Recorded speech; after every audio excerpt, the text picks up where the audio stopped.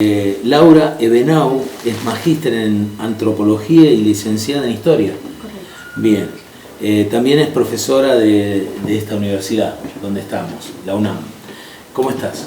Muy bien, muchas gracias. Bienvenida. Bueno, muchas gracias.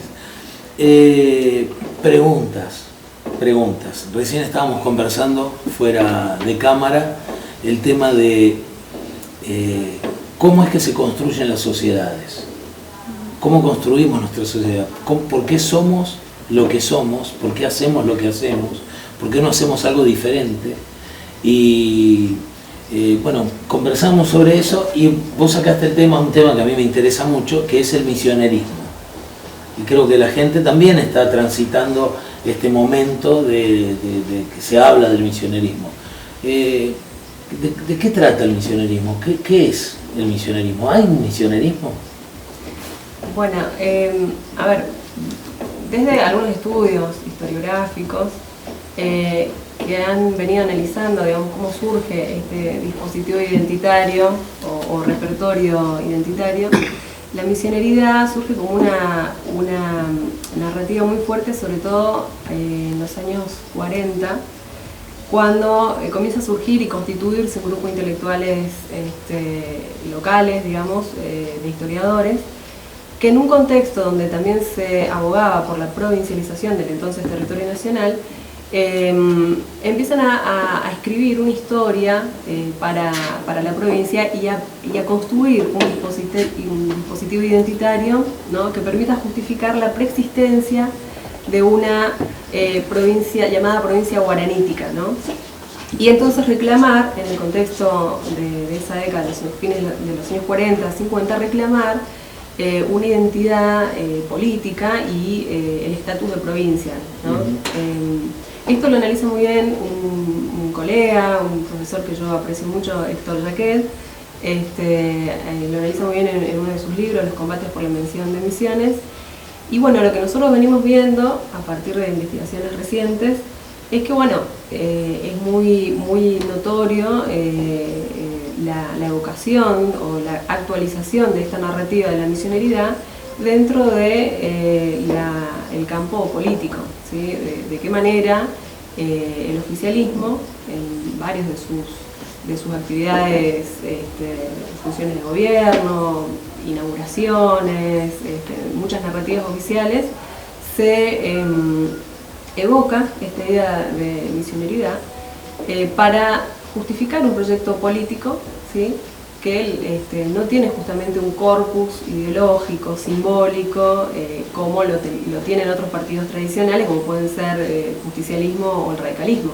La Renovación, como partido de gobierno, surge a partir del contexto del 2001, en un proceso de ruptura con el bipartidismo en la provincia, ¿no? Se constituye esta coalición, este frente, integrado con el aporte de dirigentes tanto radicales como justicialistas y algunos sectores independientes que conforman el Frente Renovador, que a partir de las elecciones del año 2003 gobierna la provincia.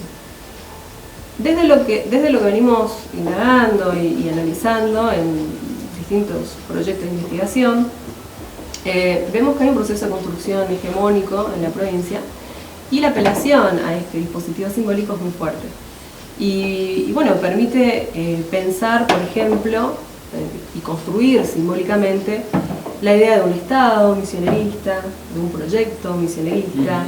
Es decir, la misioneridad, ¿sí?, se toma como un modelo y que se ha venido instituyendo y legitimando a partir de diversas prácticas oficiales y culturales, y bueno, que se va instalando muy fuerte en el imaginario colectivo. ¿No? También la reivindicación del héroe, de Andresito, que se haya declarado prócer, que varias locaciones sean instituidas con el nombre, ¿no? Hace que, bueno, que haya una revisión del pasado, una revisión historiográfica, que bueno, actualiza esa prédica misionerista que originalmente, ¿no?, fue construida en los años 40.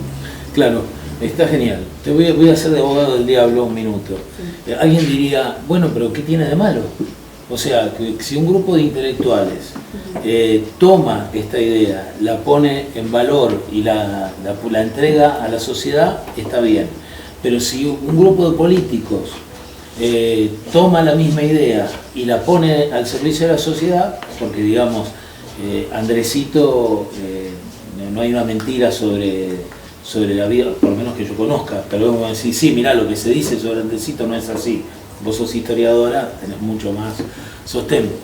Pero entiendo yo que Andresito hizo lo que dicen que hizo y, digamos, el misionerismo es como que estuviera recogiendo un montón de valores y cuestiones misioneros y que a la gente le agrada, la atrapa. ¿Qué tendría de malo esto? Sí, en realidad, desde los análisis, desde las ciencias sociales, nosotros no podemos evaluar en términos morales de bueno o malo. Bueno o malo, correcto. Lo que tenemos que hacer es tratar de comprender cuáles son los mecanismos ideológicos que están operando y que tornan que ese dispositivo, que es construido, no es algo natural, entender cómo opera, digamos, qué efectos simbólicos tiene en las distintas coyunturas políticas. Podemos decir, en la década del 40, cuando había que defender el proyecto provincialista, por supuesto que construir la historia y justificar, digamos, buscar argumentos en la historia, en el pasado, ¿no? Era necesario para justificar la necesidad de que seamos reconocidos como provincia. Lo que nosotros tenemos que tener en claro, lo que nos interesa desde las ciencias sociales, es entender, bueno, cómo se da, cómo se conjugan esa diversidad de elementos y cómo opera y qué efectos simbólicos tiene. Y que, bueno, y poner también de relevancia que hay un uso político muy fuerte. No podemos juzgar si es bueno o malo, pero me parece que poner sobre la mesa lo que hay que hacer es justamente poner en evidencia y deconstruir ese proceso de construcción, ¿no? Que se plantea como algo natural, claro, que se plantea como algo natural, pero que es producto de una construcción. Las nuevas tecnologías, Facebook, Twitter, Instagram y demás yerbas, aceleran esos procesos comparado a cómo lo hacían cuando esto no existía, cuando estaba la televisión o los discursos, meramente los discursos por radio. ¿Aceleran este proceso? Lo digo, perdóname, ¿por qué lo digo? ¿Por qué la pregunta? Porque cada vez que abrís un Instagram te aparece una chipa, un mate, una picada roja, ¿no? Y te dice misionerismo.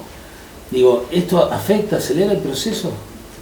Sí, yo creo que primero que masifica, ¿no? Esas imágenes, esos símbolos, permite tener, digamos, acercar, digamos, a diversos sectores de la población esos elementos, digamos, y de alguna forma, bueno, la gente puede sentirse no identificada, pero creo que tiene, como dijimos anteriormente, estuvimos charlando, la misionería también como opera como un repertorio moral. Bueno, la gente se siente, hay una interpelación a la sociedad y muchos se sienten identificados. Y claramente los medios masivos de comunicación, las redes sociales, por internet, los community managers y claro, un montón de gente especializada permiten masificarlo.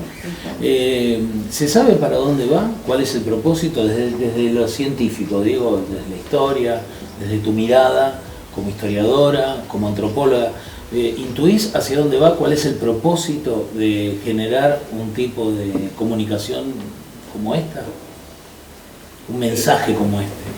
Sí, no sé si podemos prever hacia dónde va, digamos, porque los procesos sociales son muy dinámicos, son muchas veces contradictorios, no podemos adelantarnos a ver un resultado. Lo que sí que tiene efectos muy fuertes y por supuesto que, por ejemplo, la figura de Andresito como prócer se ha instalado con mucho mayor fuerza en los últimos años pese a que ya desde la década del 40 hubieron distintas organizaciones sociales, no solamente desde el ámbito académico, sino también desde asociaciones civiles que promovían la reivindicación y la construcción de la historia en torno a nuestro héroe provincial.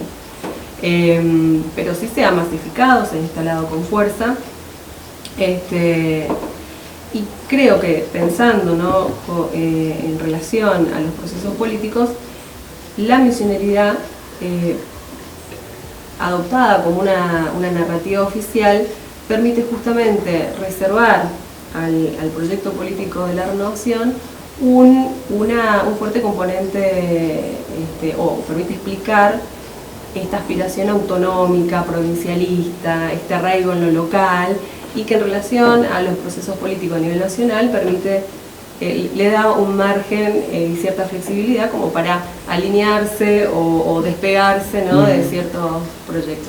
Eso me parece que es una de las formas que opera este dispositivo, digamos. Cuando hablamos de discriminación, dicen que hay discriminación positiva y discriminación negativa. Por ejemplo, discriminación positiva sería cuando hablamos de los guaraníes y se les da un determinado plan que es, digamos, que beneficia a ese grupo.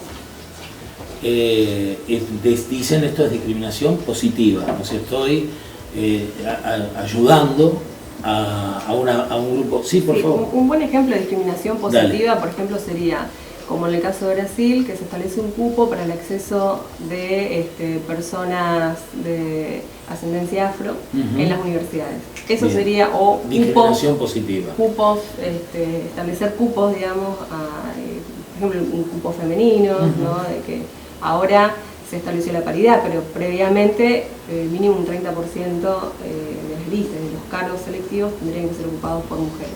Eso es una forma de discriminación positiva. Positiva. El misionerismo, instalar el misionerismo, es identificarse, pero también es separarse del resto. ¿Podría generar algún tipo de discriminación? No sé, tendríamos que ver en los eventos cotidianos cómo se podría... Te voy a dar un ejemplo, los porteños en Misiones. Bueno, según el estudio precisamente de Héctor Jaquet, mencionaba que en aquel periodo de mediados del siglo XX, la misioneridad era una categoría de inclusión o de exclusión, ¿no? Aquellas personas profesionales, etcétera, que venían de afuera eran los llamados paracaidistas.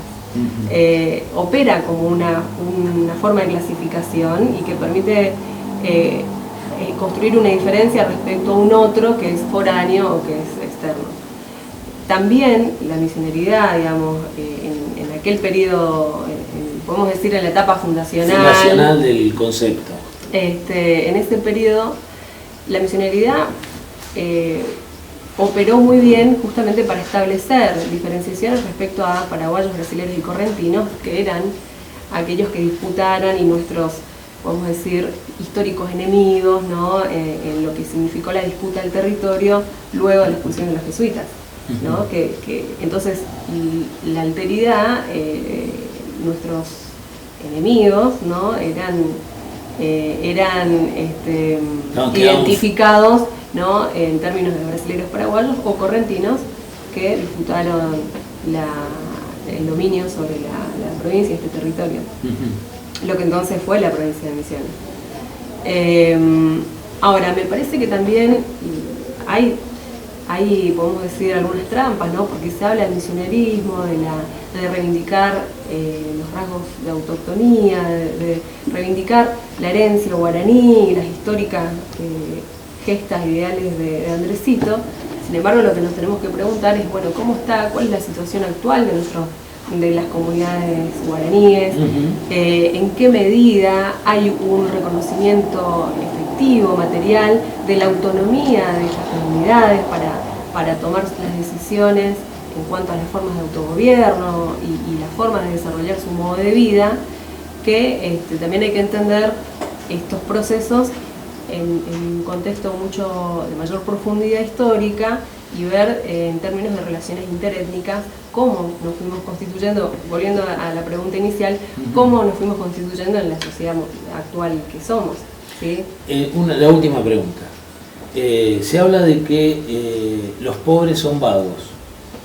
Generalmente esto atraviesa toda la provincia cuando se habla de pobreza, especialmente en el interior. Yo he hablado muchísimo con productores, con funcionarios, y cuando se habla de los pobres, que en Misiones son taleferos, boleros, ocupan puestos que están muy mal pagos, se habla de que son vagos. Esa es una característica de discriminación sí, claramente, digamos. Negativa, digamos. Primero que es un prejuicio muy grande, y segundo es atribuirle a esos sujetos o a esos sectores la culpa de su condición de pobreza.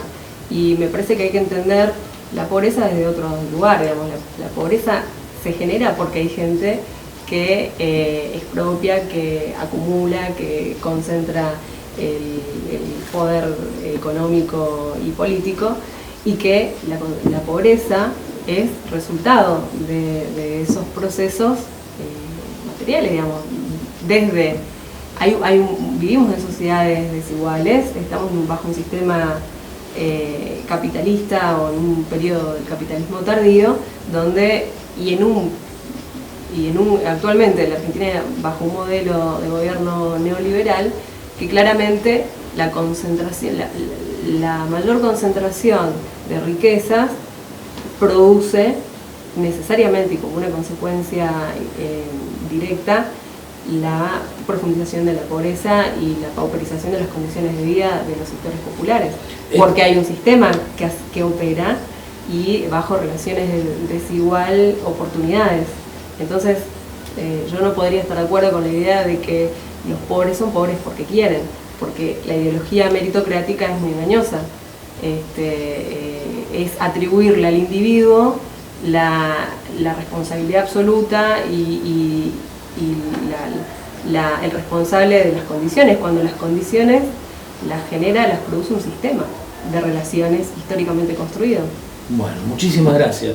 Estuvimos con Laura Benau, profesora, habla la ciencia.